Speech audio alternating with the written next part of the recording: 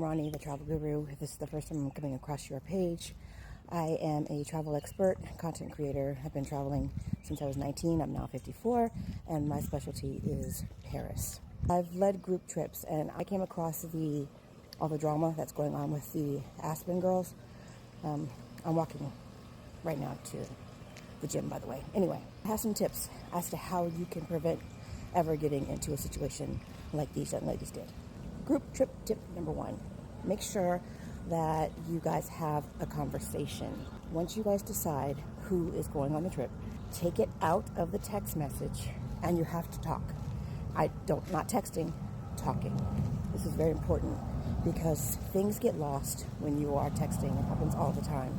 So whether you do a Zoom, invite them over to your house, go out to breakfast, dinner, or whatever, just make sure that you guys are talking, because you need to have that face-to-face interaction so that there's absolutely nothing that gets misinterpreted. Part of that discussion, you need to talk about your travel styles, because everyone has different travel style.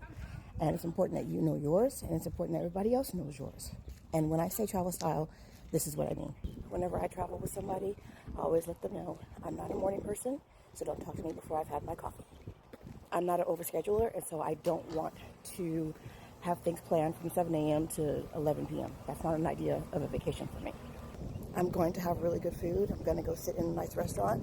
I'm not going to be too worried about prices. I order what I want. So those are a few things that I would have to tell somebody so that they could see if their idea of travel aligns with mine.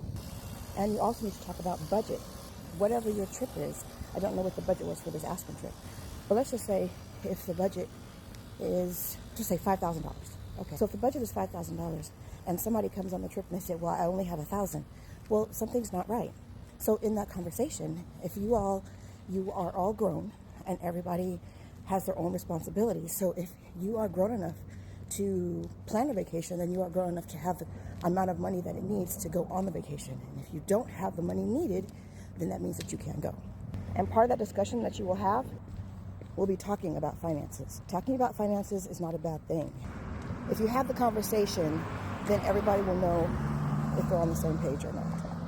And sometimes people simply cannot go on the trip that they want to go on because they don't have the funds. That's okay.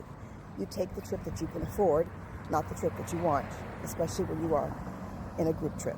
You have to also talk about the accommodations. Who's going to book them? You're doing a hotel, you're doing an Airbnb, who gets the bigger room? Generally, the person who does the most planning or uses their credit card to secure the deposit is the one who gets the bigger room. That's pretty normal.